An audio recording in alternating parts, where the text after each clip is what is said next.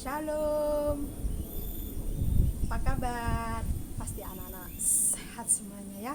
Jumpa lagi kesempatan hari ini dengan Bu Sinto. Kita akan belajar kebenaran firman Tuhan melalui online. Namun sebelumnya, yuk kita berdoa terlebih dahulu. Bapa di surga, Tuhan Yesus mengucap syukur dan berterima kasih ya Bapa, karena Engkau masih memberikan kesempatan kepada anak-anak-Mu untuk belajar kebenaran firman-Mu. Terima kasih ya Tuhan, walaupun suasana pandemi seperti ini, tetapi Tuhan masih memberi kesempatan untuk kami dapat belajar kebenaran firman Tuhan. Ampuni ya Tuhan segala dosa dan kesalahan kami, hanya di dalam nama Tuhan Yesus kami mengucap syukur dan berdoa. Haleluya, amin. Nah, pada kesempatan hari ini kita akan belajar bersama-sama tentang kebenaran firman Tuhan, yaitu yang diambil dari Kejadian pasal 24, yaitu tentang Ribka dipinang bagi Ishak. Nah, anak-anak masih ingat, Ishak adalah anak Bapak Abraham dengan Sarah. Nah, kemudian masih ingat Ismail enggak? Ismail adalah anak Bapak Abraham dengan Hagar. Nah, pada kesempatan saat ini kita akan belajar bersama-sama, yaitu tentang Ishak. Ingin tahu ceritanya siapa Ishak itu? Yuk kita simak terlebih dahulu cerita kita pada saat ini.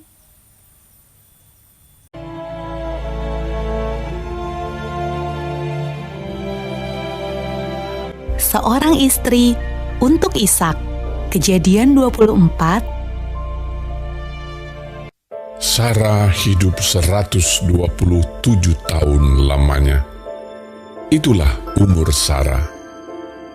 Kemudian matilah Sarah di Kiryat Arba, yaitu Hebron, di tanah Kanaan. Adapun Abraham telah tua dan lanjut umurnya, serta diberkati Tuhan dalam segala hal. Berkatalah Abraham kepada hambanya yang paling tua dalam rumahnya, Aku mengambil sumpahmu demi Tuhan untuk mengambil seorang istri bagi Ishak anakku. Harus pergi ke negeriku dan kepada sanak saudaraku, bahwa engkau tidak akan mengambil perempuan Kanaan. Kemudian hamba itu mengambil 10 ekor dari unta tuannya dan pergi dengan membawa berbagai-bagai barang berharga kepunyaan tuannya. Demikianlah ia berangkat menuju Aram Mesopotamia ke kota Nahor. Di sana disuruhnyalah unta itu berhenti di luar kota dekat suatu sumur. Lalu berkatalah ia, Tuhan, buatlah kiranya tercapai tujuanku pada hari ini. Tunjukkanlah kasih setiamu kepada tuanku Abraham. Maka datanglah Ribka. Anak gadis itu sangat cantik parasnya. Ia turun ke mata air itu dan mengisi buyungnya. Kemudian berlarilah hamba itu mendapatkannya serta berkata, Tolong beri aku minum air sedikit dari buyungmu itu. Maka segeralah diturunkannya buyungnya itu ke tangannya, serta diberinya dia minum. Minumlah, Tuan. Kemudian segeralah dituangnya air yang di buyungnya itu ke dalam palungan. Untuk unta-untamu juga kutimba air. Anak siapakah engkau? Ayahku Betuel, anak Milka, yang melahirkannya bagi Nahor. Baiklah, katakan kepadaku, adakah di rumah ayahmu tempat bermalam bagi kami? Ribka mempunyai saudara laki-laki, namanya Laban. Laban berlari keluar mendapatkan orang itu. Marilah engkau yang diberkati Tuhan, mengapa engkau berdiri di luar? Padahal telah kusediakan rumah bagimu dan juga tempat untuk unta-untamu. Masuklah orang itu ke dalam rumah, lalu berkatalah ia, Aku ini hamba Abraham. Tuhan sangat memberkati tuanku itu, sehingga ia telah menjadi kaya. Tuanku itu telah mengambil sumpahku. Engkau tidak akan mengambil untuk anakku seorang istri dari antara perempuan Kanaan.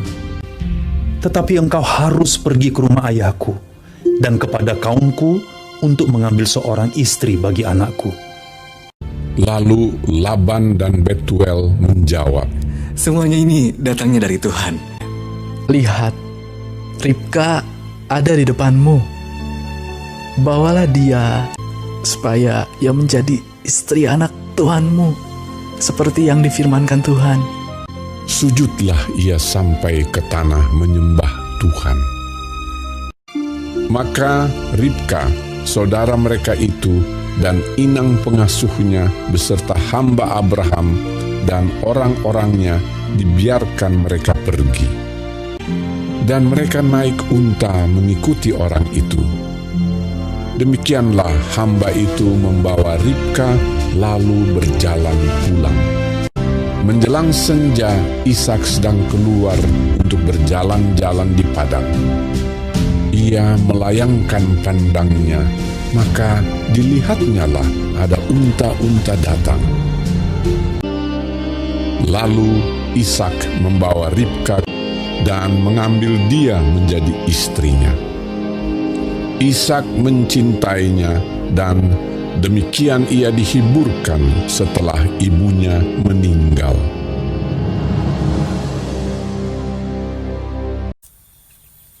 Nah, itu anak-anak ceritanya.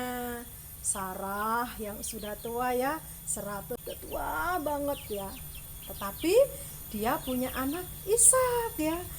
Karena Ishak sudah besar, sudah dewasa. Dan kemudian setelah Sarah sudah tua, Sarah sudah meninggal, lalu Bapak Abraham itu mempunyai banyak hamba, banyak pembantu, pengikutnya ya. Nah, di situ ada salah seorang pengikut, yaitu Bapak Abraham yang paling tua. Dipanggilnya lah oleh Bapak Abraham untuk diberi pesan. Supaya apa? Supaya hambanya yang paling tua itu menjalankan tugas pesan daripada tuannya, yaitu Bapak Abraham. Lalu apakah tuannya menolak? Tidak ya, karena dia seorang yang taat kepada Allah, orang yang patuh kepada tuannya Abraham, sehingga ia melakukan apapun yang diperintahkan oleh Bapak Abraham. Dan dia pergi sesuai dengan perintahnya untuk mencari seorang putri, yaitu Ribka, anak dari saudara Bapak Abraham, untuk dijadikan istrinya, istri Ishak. Dan akhirnya ketemu juga ya, karena berkat pertolongan Tuhan, sehingga hambanya tidak sia-sia ya, pergi bawa unta, bawa bekal segala macam keperluan yang dibutuhkan untuk dibawa ke rumah Ribka. Tuhan memberi jalan kemudahan yang sungguh luar biasa dan dipertemukan dengan mudah. Akhirnya apa yang terjadi? Setelah ketemu tadi, setelah ketemu di sumur, berbincang-bincang, lalu pulang ke rumahnya dan ditanyakan kepada keluarganya, pada orang tua, dan diserahkannya Ribka putrinya. Dan akhirnya Ribka dibawa pulang dan sampai di rumah dengan senang hati, dengan rasa syukur, dengan sukacita. Ishak menyambut Ribka dan diambilnyalah menjadi istrinya. Dan dia sudah terhibur karena ibunya Sarah sudah meninggal, sehingga dia mendapatkan satu teman, yaitu Ribka, yang dijadikan sebagai istrinya. Itulah anak-anak belajar firman Tuhan hari ini cukup, yaitu tentang cerita Ribka dipinang bagi Ishak, artinya diambil istri. Nah, minggu depan cerita akan dilanjut, Kejadian 25 Anak-anak belajar ya. Kita akan belajar kembali melalui online. Jadi ceritanya sangat singkat sekali ya, tetapi tidak mengurangi sukacita kita di dalam belajar kebenaran firman Tuhan. Nah, demikian pesan dari semua guru-guru sekolah minggu untuk anak-anak semua di rumah. Jaga kesehatan, rajin cuci tangan, keluar pakai masker, sehingga anak-anak tetap sehat dan bisa belajar kebenaran firman Tuhan.